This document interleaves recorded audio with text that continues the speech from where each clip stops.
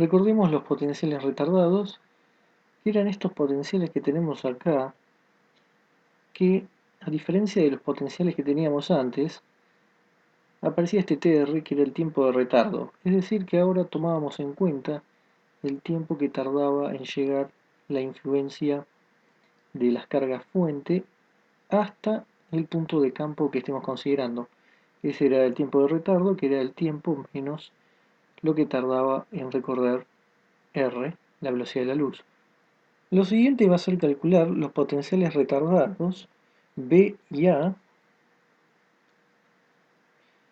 para una carga puntual Q que se mueva en alguna trayectoria específica. Vamos a tener Wt, va a ser la posición de Q en un tiempo t, y acá trajimos la fórmula de el potencial retardado, el escalar, el eléctrico, y entonces uno se pregunta cuál es el potencial para una carga Q. Uno podría sugerir que el potencial es simplemente 1 4 pi epsilon 0 Q sobre R, lo que teníamos ya desde electrostática. Pero R es la distancia a la posición retardada de la carga. Entonces uno puede pensar que el R sale afuera de la integral porque tenemos nada más que una carga y entonces el R' que está metido acá va a estar fijo. De hecho R' va a ser igual a W de TR. Como uno integra en las variables primadas, pero solo tenemos una carga, así que esto es constante en cuanto a T'. Pero ¿qué pasa con el ρ? De hecho, ¿qué ocurre con la integral de ρ r' tr de tau'? Porque, por ejemplo, en electrostática esto nos daría la carga directamente, pero en este caso no va a ser así. Para calcular entonces la carga total de una configuración tenemos que integrar ρ, pero tomando toda la distribución en un instante de tiempo. Pero acá tenemos un condimento más. El tiempo retardado es igual a t menos r sobre c. Esto nos está obligando a evaluar a ρ en distintos tiempos para distintas partes de la configuración. Estamos pensando distintos tiempos para alguna configuración, pero ¿qué pasa para una carga puntual? En ese caso, vamos a seguir teniendo el mismo problema. En la electrodinámica de Maxwell, las ecuaciones de Maxwell las tenemos formuladas en términos de densidades de carga y corriente.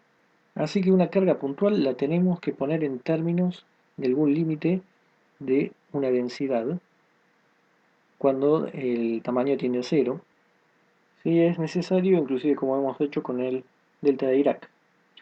En este caso, lo que vamos a tener es que esta integral va a ser igual a Q sobre 1 menos R versor por B sobre C, es decir, aparece un factor 1 sobre 1 menos R versor B sobre C, donde B es la velocidad de la carga en el tiempo retardado. Vamos a ver entonces de dónde puede estar viniendo esto, utilizando trenes. Es un efecto geométrico, y supongamos entonces que uno está parado por acá y un tren, esto es un tren, está viniendo hacia nosotros a una velocidad v. Hay un hecho que ocurre en la vida cotidiana pero que no se aprecia por lo que es la velocidad de la luz, que es que cuando uno mira algo que se está moviendo hacia nosotros de esta forma como con el tren, lo va a ver más largo de lo que es, porque la luz tarda en llegar a nosotros y lo que está atrás va a tener que tardar más que lo de adelante. Tenemos un retardo. Acá lo hemos exagerado, pero es como que tenemos la diferencia de longitud por lo que estaría tardando en llegar la información hasta nuestros ojos. Es decir, lo de adelante llega más rápido, pero cuando llega, recién llegó lo de atrás. Por supuesto esto está exagerado porque lo que cambia es muy chico y es casi imperceptible. Ahora, la clave de todo esto es darse cuenta que el tiempo que tarda la luz en recorrer todo esto es igual al tiempo que tarda el tren en recorrer L' menos L. Y esto es porque el tiempo que tarda la luz en recorrer L', en ese tiempo tuvo que haberse movido el tren y recorrer lo que acá estamos mostrando, L' menos L, y ese tiempo tiene que ser justamente L' menos L sobre B. En principio, para aclararlo, en esto no tiene nada que ver que estemos observando, estamos nada más diciendo la velocidad de la luz y la velocidad de el tren, pero después obviamente va a tener influencia sobre cómo lo vemos. Si despejamos L', vamos a tener L' sobre C menos L sobre B igual a menos L sobre B. Esto lo vamos a escribir como C por B, L', y acá vamos a tener un B menos C igual a menos L sobre B. Y ahora pasemos esto para otro lado. L' es igual a menos LCB sobre el B que teníamos y B menos C. Cancelamos el B, sacamos de acá factor común C, de modo que se cancela con el de arriba, y abajo nos va a quedar B sobre C menos 1. O lo que es lo mismo, L' igual a L sobre 1 menos B sobre C. Así que un tren que se acerca va a aparecer más grande por un factor 1 sobre 1 menos B sobre C. Y si uno toma lo contrario, si el tren se aleja, entonces ahí se va a cortar, porque ahora va a ser al revés. La parte de atrás llega antes y se está yendo, y la parte que está atrás tarda más en llegar, entonces se va cortando. Es como que esto se queda en el mismo lugar y este se va yendo, y entonces se corta. Aclaramos que esto no tiene nada que ver con relatividad especial ni la contracción de Lorentz.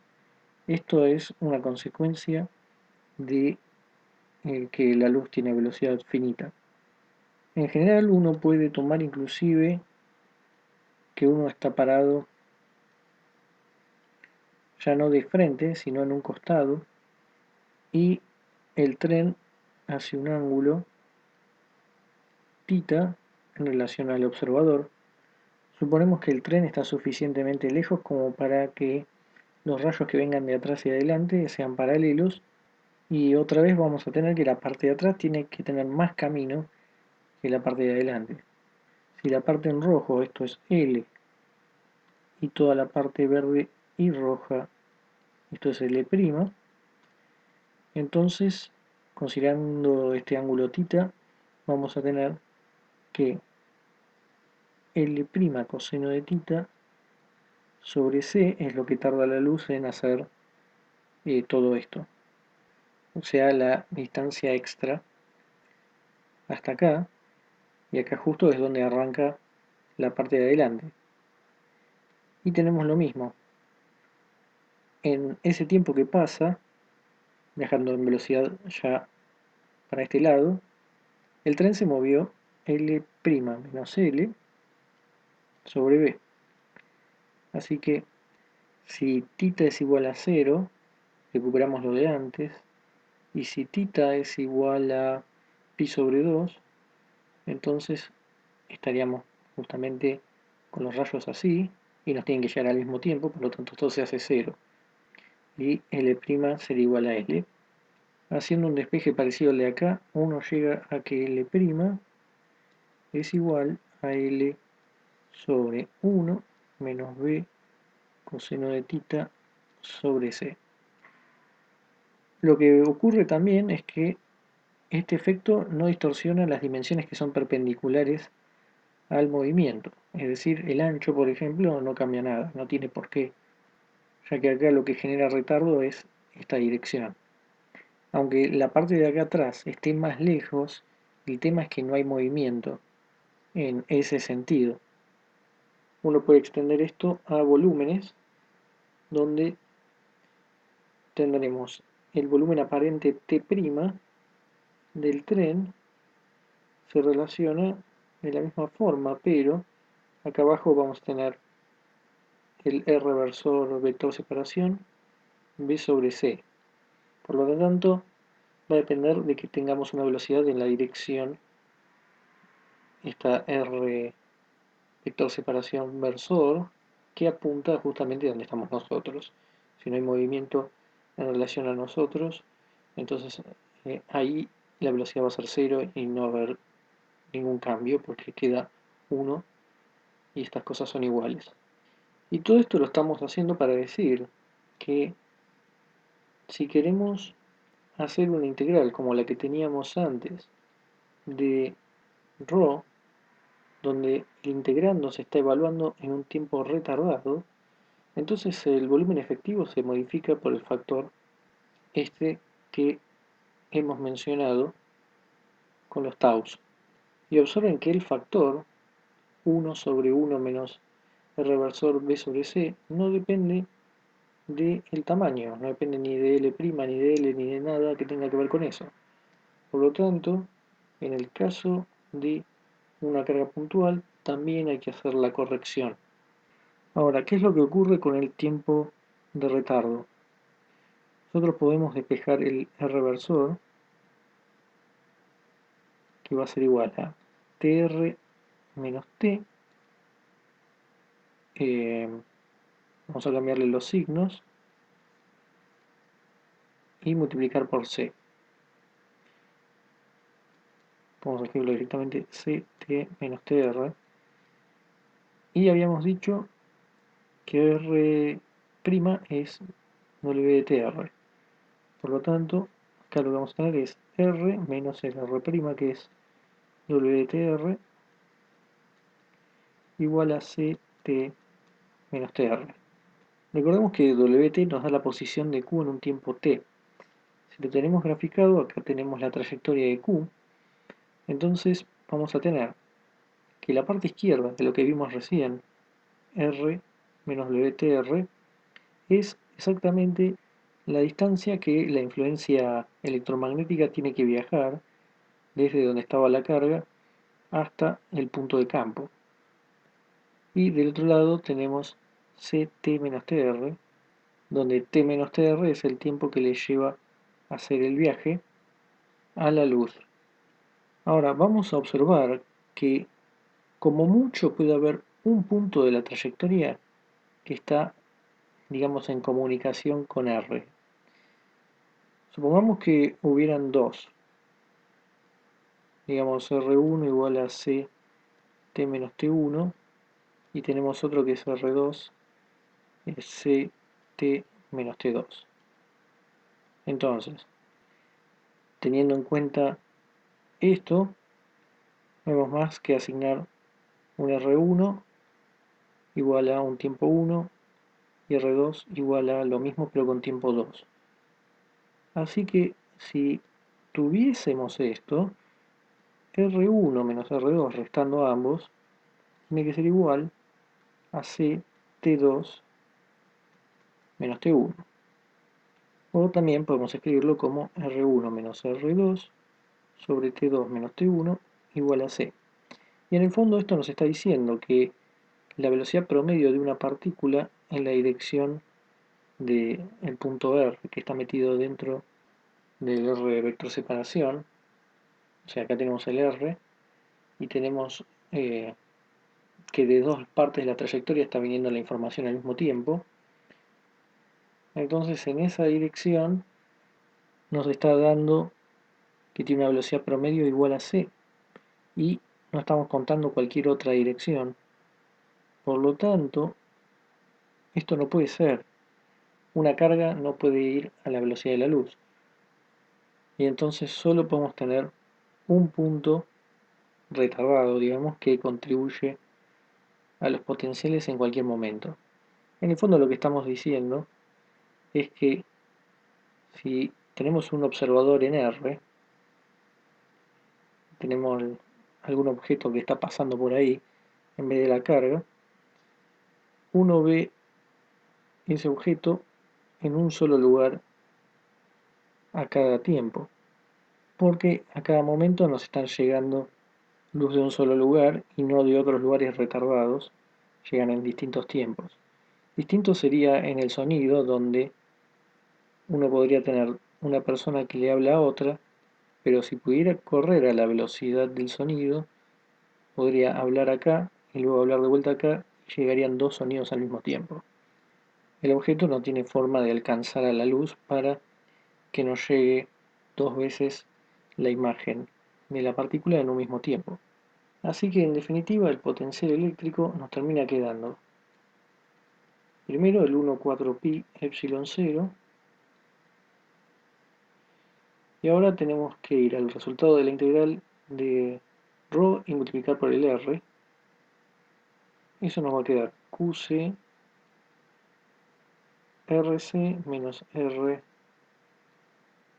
por b, que acá lo único que hicimos fue multiplicar por c arriba y abajo y traer el r, que estaba acá, el módulo de r, que acá se convierte en vectorial porque tenemos un r versor.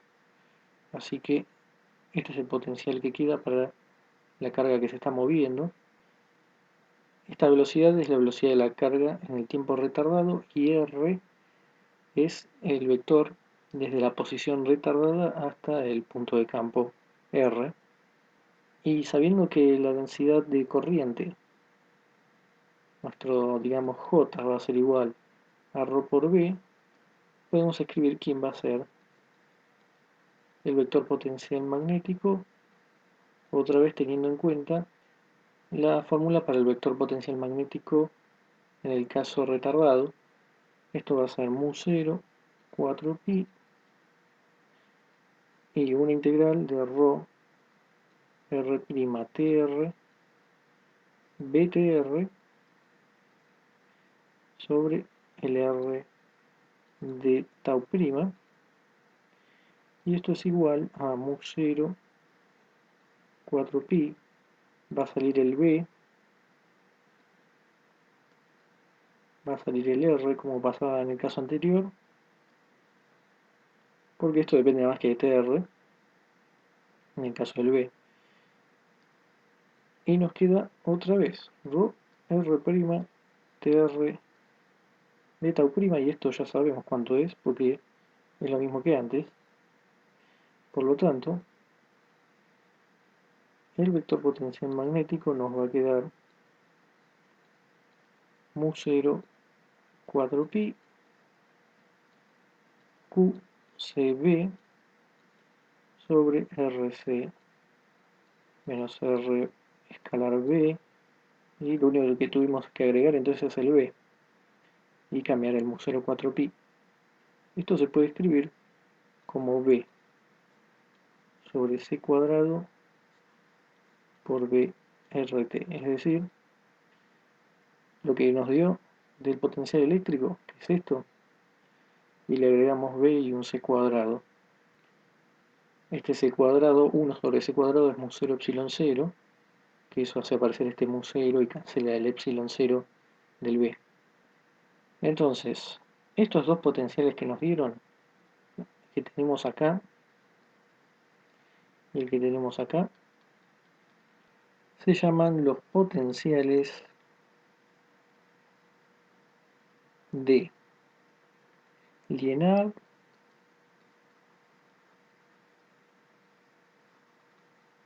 y Billard. Y esto es para una carga puntual. Hay formas más rigurosas de obtenerlas, esto fue algo mucho más geométrico, poniendo énfasis en este factor 1 sobre 1 menos r versor b sobre c, que es lo más importante.